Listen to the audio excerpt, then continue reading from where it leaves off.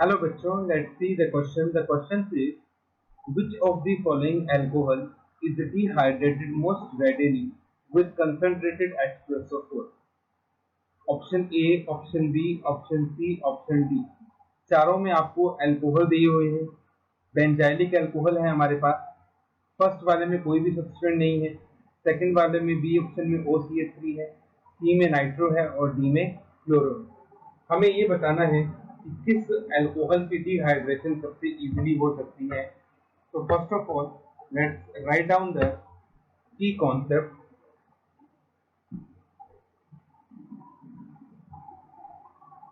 which is dehydration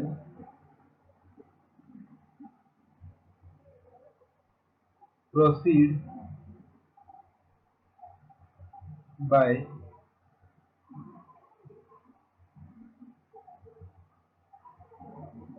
carbocation formation. Second, minus M effect decrease stability of carbocation. And third, plus M effect increase stability of carbocation. तो अब हमें ये देखना है कि किस मॉलिक्यूल में कार्बोकेटायन की स्टेबिलिटी कितनी है। उसके अकॉर्डिंग ये डिसाइड हो जाएगा कि किसकी हाइड्रेशन इजी होती है। नाउ सबसे पहले हम अपना फर्स्ट मॉलिक्यूल लेते हैं, बेंजीन CH4OH CH3। डिहाइड्रेशन के लिए हम इसमें कंसंट्रेटेड H2SO4 ऐड करेंगे। सबसे पहले हमारे पास मॉलिक्यूल बनेगा CH3 और यहाँ पे हमारे पास बन जाएगा OH2 पॉजिटिव। ये H पॉजिटिव इस ऑक्सीजन पे अटैक करेगा, फिर यहाँ से वाटर निकलेगा और हमारे पास कुछ इस तरह का मॉलिक्यूल बनेगा, बेंजीन CH3 पॉजिटिव। अब ये जो कार्बोकेटायन है ये रेजोनेंस की वजह से स्टेबल होगा। अब हम बाकी मॉलिक्यूल्स की भी बात करेंगे। सेकंड मॉलिक्यूल हमारे पास कुछ इस तरह से है, benzene again CH OH CH3, but here we having OCH3 molecule at para position। इसमें हम H पॉजिटिव ऐड करेंगे तो ये हमारे पास बनेगा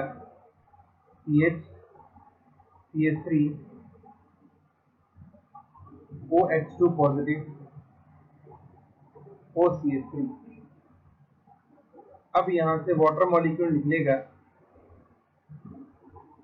और हमारे पास बनेगा CH3 पॉजिटिव OCH3। अब यहाँ पे ये कार्बोकेटायन रेजोनेंस की वजह से तो स्टेबल होगा ही होगा, लेकिन साथ ही साथ इस मिथॉक्सी ग्रुप का प्लस M इफेक्ट होता है। ऑक्सीजन के पास लोन पेयर होते हैं, ऑक्सीजन इन लोन पेयर को रिंग की तरफ शिफ्ट कर देता है, तो इससे हमारे कार्बोकेटायन की स्टेबिलिटी और बढ़ेगी, जैसा कि मैंने की कॉन्सेप्ट में लिखा भी है। तो इसका मतलब ये जो आपके पास बनेगा कार्बोकेटायन ये बहुत ज्यादा स्टेबल होगा, ठीक है, क्योंकि यहाँ पे मिथॉक्सी ग्रुप का प्लस M इफेक्ट लगेगा और प्लस M इफेक्ट की वजह से कार्बोकेटायन की स्टेबिलिटी और ज्यादा बढ़ेगी। अब हमारे पास थर्ड केस है जिसमें हमारे पास NO2 ग्रुप जुड़ा हुआ है, CH OH CH3 H positive NO2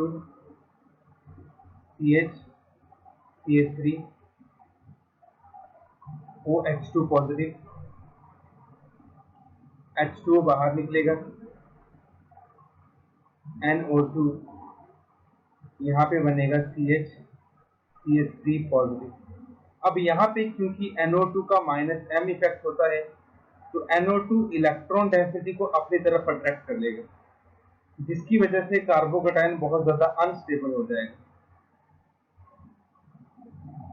और क्योंकि कार्बोकेटायन अनस्टेबल हो जाएगा तो इसकी वजह से हमारे पास जो डिहाइड्रेशन है उसकी बहुत कम स्टेबिलिटी, बहुत कम चांसेस रहेंगे उसके।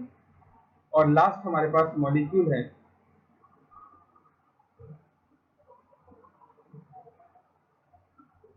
CH3OH. Now we having Cl at para position. Similarly, H positive, Cl, CH, CH3, OH2 positive, फिर वाटर निकलेगा और यहाँ पे हमारे पास बनेगा CH पॉजिटिव, CH3। अब अगेन क्लोरीन के पास लोन पेयर है तो ये भी +m इफेक्ट करके इस रिंग को स्टेबल बनाएगा और इलेक्ट्रॉन देगा कार्बन को, तो ये कार्बोकेटायन भी आपके पास स्टेबल बनेगा। लेकिन हम ये चीज जानते हैं कि मिथॉक्सी ग्रुप का जो +m इफेक्ट है it is greater than +m of chlorine. इसका मतलब ये हुआ कि मिथॉक्सी जितना कार्बोकेटायन को स्टेबलाइज करेगा उतना क्लोरीन नहीं कर पाएगा। तो दैट मीन्स आपका सेकंड केस में जो कार्बोकेटायन बनेगा वो बनेगा मोस्ट स्टेबल।